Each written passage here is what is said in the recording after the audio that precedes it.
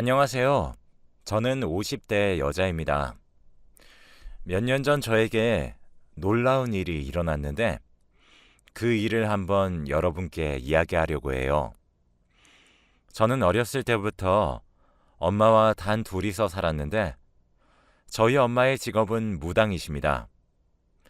저희 엄마가 저를 낳고 얼마 지나지 않아서 신내림을 받게 되었고 어쩔 수 없이 무당이 되신 거죠. 저희 아빠는 엄마가 괴물이라며 도망쳤고 엄마 혼자서 저를 힘들게 키우셨어요. 지금은 아빠 얼굴도 기억이 나지 않습니다. 물론 연락도 하지 않고요. 무당이라는 직업이 옛날에는 귀신을 본다며 괴물 취급을 받다 보니 어렸을 적에는 저희 엄마의 직업을 숨기고 다녔어요. 다들 저희 엄마가 무당이라고 하면 저까지 괴물로 볼 것 같았거든요. 엄마도 그런 제 행동을 이해했는지 운동회나 학부모 참관 수업을 하면 전혀 참석하지 않으셨습니다. 그래도 성인이 되니까 조금은 엄마가 그런 일을 한다는 것에 대해 부끄러움은 없어졌고 누군가 물어보면 선뜻 이야기하고는 했어요. 저는 평범한 회사를 다니면서 직장 생활을 하고 있었고 엄마는 사람들의 점을 봐주면서 일을 하고 있었습니다. 제 월급은 그렇게 많지도 적지도 않았고 저와 엄마가 살아갈 만큼의 적당한 월급이라 지극히 평범한 집안이었죠. 그런데 어느 날 친구가 갑자기 한 남자를 소개받을 생각이 없냐고 하더라고요. 저는 그 당시만 해도 돈을 버는 거에 급했고 얼른 엄마를 호강시켜드리고 싶다는 생각뿐이었기 때문에 괜찮다고 거절했지만 친구는 너 이 남자 잡으면 인생 한 번에 피는 거라니까. 완전 부자야, 부자. 라고 하는 거 있죠? 저는 부자라는 단어에 혹해서 그 남자를 소개받기로 했습니다. 처음에는 부자는 어떻게 살아갈까 궁금해서 호기심으로 시작된 만남이었지만 그 남자는 생각 외로 저와 가치관도 비슷했고 부자라고 해서 살아가는 방식이 크게 다르지는 않더라고요. 처음에는 대화를 나누고 옷도 그렇게 고급스러워 보이지 않아서 첫날은 그 사람이 얼마나 부자인지 가늠조차 하지 못했습니다. 친구가 일부러 거짓말을 한 줄 알았죠. 만남을 계속 이어가다가 알게 된 사실이 우선 그 남자는 아파트가 4채가 있었고 건물도 3개나 있었습니다. 그리고 자신이 취미로 운영하고 있는 카페가 전국적으로 5개나 있다고 하더라고요. 저는 입이 떡 벌어졌고 할 말을 잃었답니다. 그리고 저를 데리러 오는 차들이 매일 바뀌었어요. 그 사람의 재력에 너무 놀랐고 매번 바뀌는 명품 차에 도대체 차가 몇 대인지 궁금했죠. 다만 아쉬운 점은 그 사람과 저는 나이 차이가 9살이나 났습니다. 당시 28살이었던 저는 37살인 그가 너무 부담스러웠고 가볍게 만나고 싶었지만 그 사람은 그게 아닐까봐 걱정이 되더라고요. 그래도 결혼 걱정 때문에 나와 잘 맞는 사람을 내치는 건 아니라고 생각해서 우선 그 사람과 연애는 시작했고 대화도 잘 통하고 저에게 다정하게 잘 해주어서 행복한 연애를 했어요. 그런데 그 사람 집에 가게 되었는데 드레스룸에는 명품으로 가득 차 있더라고요. 저는 태어나서 한 번도 명품을 사본 적이 없는데 그 사람을 만나고 나서 명품백도 선물 받아보고 구두, 액세서리 등등 정말 많은 명품을 받았습니다. 저는 오랜만에 동창회도 나갔더니 친구들이 다들 제 남자친구의 이야기를 듣고는 부러워하더라고요. 동창회가 끝나고 집으로 돌아가려고 하는데 남자친구가 저를 데리러 왔습니다.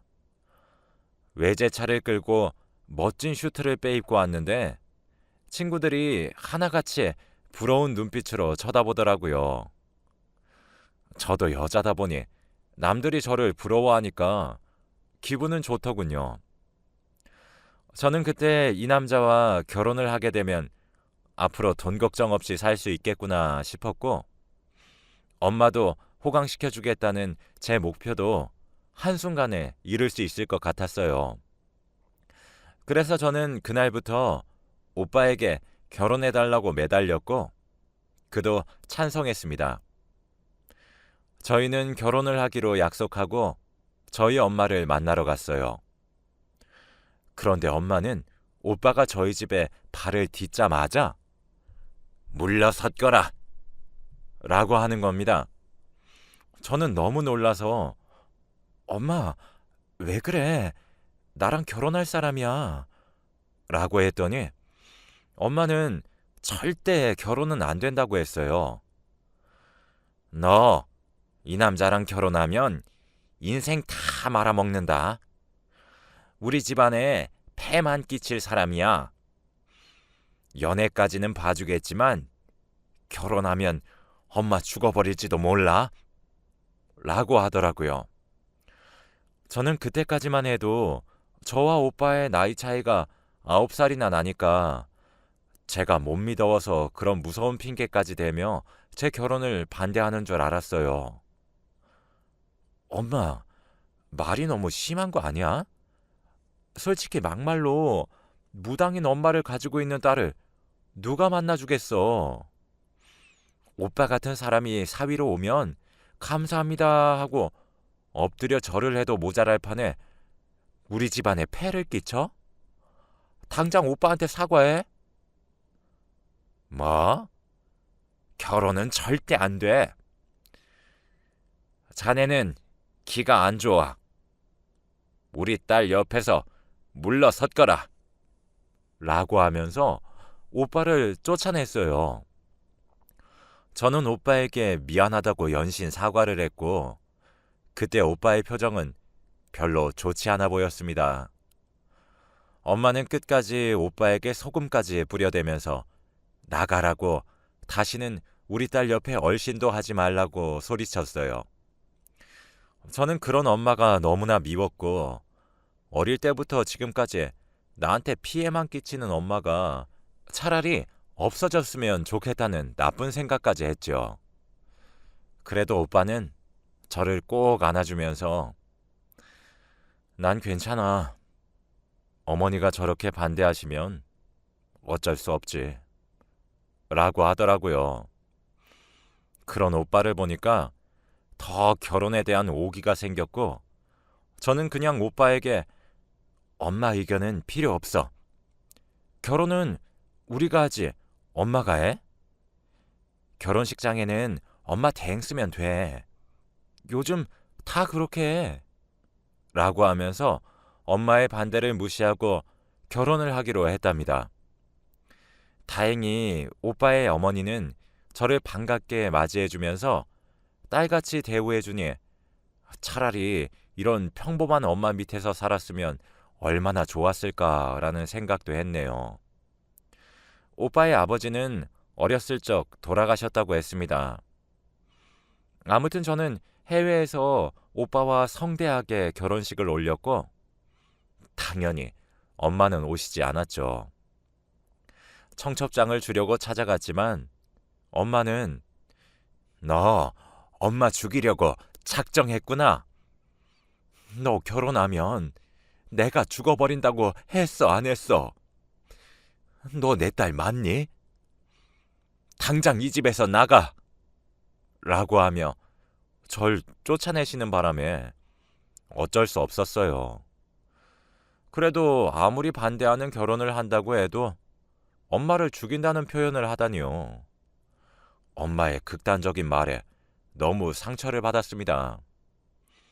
그렇게 오빠와 결혼을 하고 한동안은 정말 부잣집 사모님처럼 명품 백에 명품 신발을 신고 매일같이 백화점에 갔어요. 당연히 다니던 직장은 그만두었고요. 그런데 한 2주 정도는 그렇게 살았는데 그 뒤부터 남편의 태도가 바뀌기 시작했습니다. 집에는 일주일에 한 번 올까 말까 싶었고 연락도 잘 안 돼서 어디서 뭐 하는지 전혀 몰랐죠. 처음에는 많이 바쁜가 보다 싶었지만 점점 시간이 지나도 저를 찾지 않는 남편을 보니까 결혼한 사이가 맞는 건지 의문이 들었고 대충 느낌이 오더라고요. 처음에는 여자가 생긴 줄 알았습니다. 그래서 남편 몰래 남편의 휴대폰을 몰래 열어보면서 여자들과 대화한 내용들을 다 훑어보았지만 전혀 연인 관계의 대화를 나눈 사람은 없더라고요. 남편 차의 블랙박스를 보아도 평범하게 카페 갔다가 골프 치러 갔다가 하는 그런 장면밖에 없었죠. 그래서 저는 남편의 다른 집에 분명 여자가 있을 것 같아서 남편의 담은 집을 다 가봤지만 텅텅 비어 있었고 아무도 거기서 살고 있지 않았습니다. 도대체 이 사람이 왜 집에 들어오지 않고 왜 이렇게 돌아다니는지 의문이 들었죠.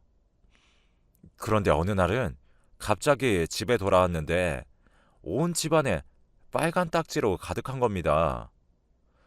TV에서만 보던 채무자에게 붙여지는 빨간 딱지였어요. 냉장고나 TV뿐만 아니라 온 가구에 다 붙어 있어서 곧장 남편에게 전화를 하니 미안하다 라는 말 뿐이더군요. 알고 보니 남편은 재력가가 아니라 채무자였던 것이었습니다. 그런데 남편은 돌아가신 아버지 때문이라고 둘러댔고 그때 저는 남편 말을 철석같이 믿었어요. 남편은 조금만 기다리면 금방 다 괜찮아질 거라고 절 다독였고 당분간은 집에 못 들어온다고 했습니다.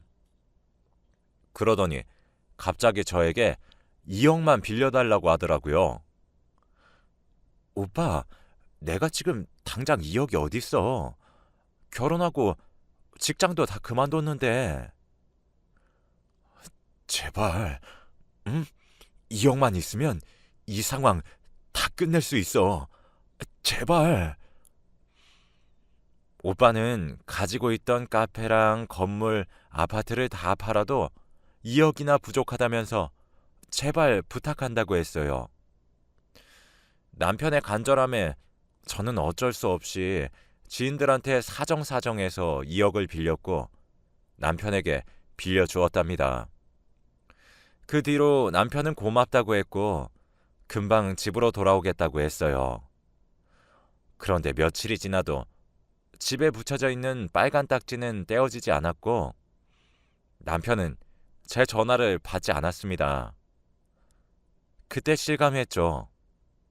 남편에게 제대로 사기를 당했다는 것을요. 제가 너무 힘들어서 맨정신으로 살아갈 수 없는 지경까지 갔고 그래서 매일같이 술을 달고 살았습니다. 술을 먹으니까 엄마 생각이 굉장히 많이 나더라고요. 엄마가 그때 왜 그렇게 남편과의 결혼을 반대한 건지 이해가 갔습니다. 그런데 며칠 뒤 갑자기 한 통의 전화가 오더군요. 저는 남편에게서 온 전화인 줄 알고 급히 받았더니 전화의 내용은 충격적이었습니다. 아, 김정숙 씨 따님분 되시죠?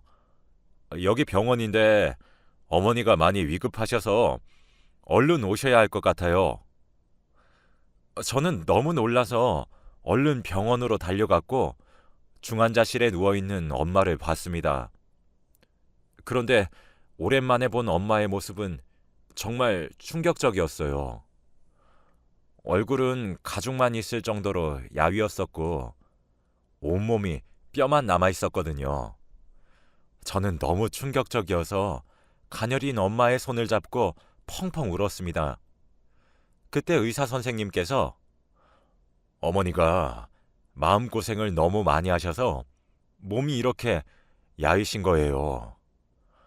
우선 저희가 할 수 있는 건 다 했고 어머니가 얼른 쾌차하시길 기다리는 것밖에 할 일이 없습니다. 라고 했죠. 저는 이제서야 엄마를 본 제가 너무 한심스러웠고 엄마에게 너무 죄송했어요. 남편에게 전화를 걸어서 오빠, 우리 엄마가 지금 중환자실에 왔는데 너무 야위었어. 제발 병원 와서 나랑 같이 있어줘. 응? 이라고 하니 남편은 장모님이 날 안 좋아하시니까 병원에 가기 싫어.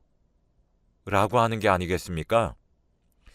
아니 어떻게 사위라는 사람이 장모님이 아프다는데 병원 한 번을 오지 않나요? 저는 그 남자의 그런 무책임한 행동을 보고 정말로 정이 떨어졌습니다. 그렇게 엄마는 사위 얼굴 제대로 보지도 못한 채 얼마 뒤 돌아가셨어요. 저는 장례식에는 그래도 남편이 와서 제 옆에 있어줄 줄 알았는데 장례식장에 발도 들이지 않았죠. 저는 그 사람에게 정말로 실망을 많이 했고 이혼을 하고 싶었더군요. 엄마의 장례가 끝나고 전에 살던 집으로 가서 엄마의 물건을 하나씩 만졌는데 제 방은 제가 집을 나갈 때와 똑같이 정리되어 있더군요. 엄마는 늘 제가 집으로 돌아오길 기다리고 있었던 것입니다. 그때 엄마 생각에 정말 많은 눈물을 흘렸던 것 같네요. 그리고 엄마가 일하는 곳은 자주 들어가 보지 않았는데 그곳에 들어가서 엄마가 일을 어떻게 해왔는지 보고 있었어요. 엄마의 손길을 느끼고 있을 때 서랍 속에서 편지 한 통을 발견했는데 봉투에 내 딸 서진이에게 라는 문구가 있었습니다. 엄마의 글씨체였고 저는 그 봉투를 열어서 안에 담긴 편지를 읽었는데 내용은 정말 충격적이었어요. 서진아, 엄마야. 지금 이 편지를 읽고 있을 때쯤이면 엄마가 많이 야위어서 세상을 떠나고 우리 딸이 엄마 일했던 곳을 보러 방에 들어왔던 거겠지? 서진아, 엄마가 열심히 네 남편의 악행을 막기 위해서 노력했지만 내 기만 잔뜩 빼앗겼어. 그 사람은 도저히 막을 수 없겠더라.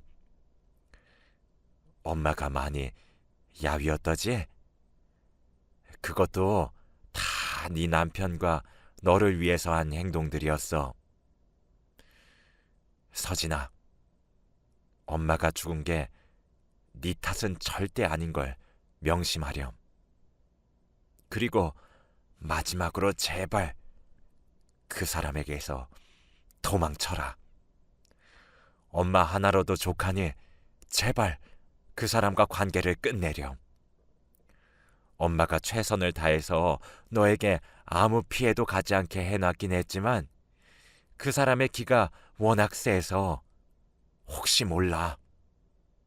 그러니까 도망쳐라, 서진아. 라고 하면서 편지는 끝이 났어요.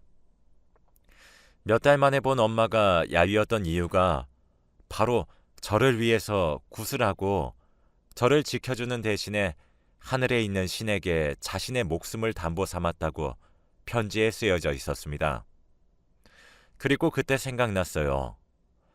엄마가 결혼 전 오빠와 결혼을 하면 엄마가 죽는다고 했던 말이요. 엄마는 그때 오빠와 결혼하면 자신이 죽게 되는 미래를 본 것이었던 것이죠.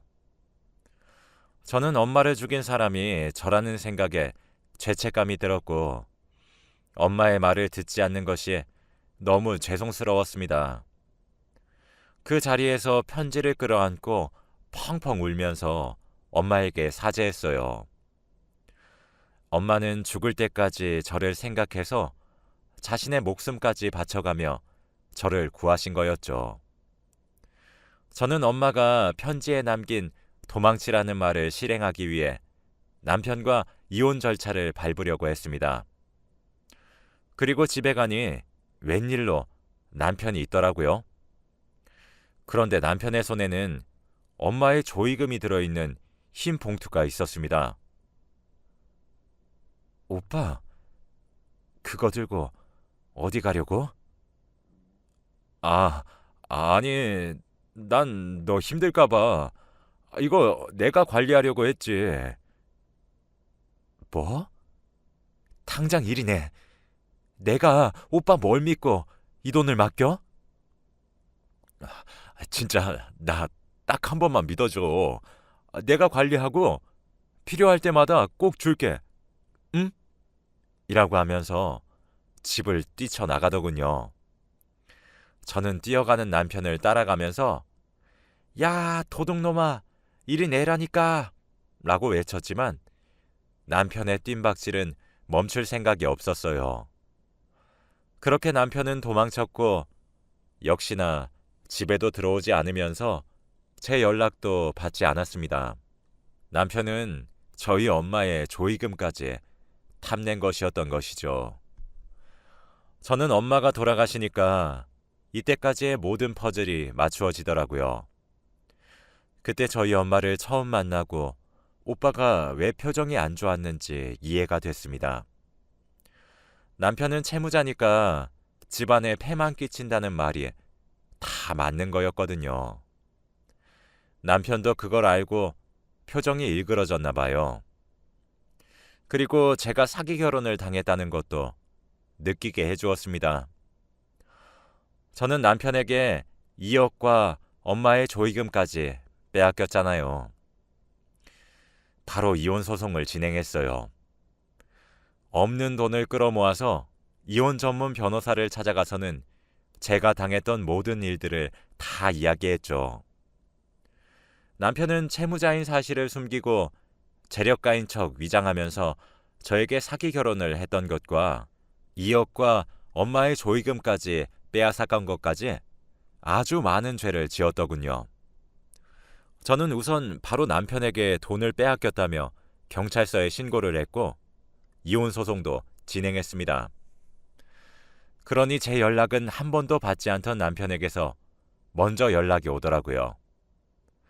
그렇게 저희는 이혼을 하기로 했습니다. 그리고 또 하나 충격적인 사실을 알아냈어요. 바로 제가 남편의 첫 번째 아내가 아니었습니다.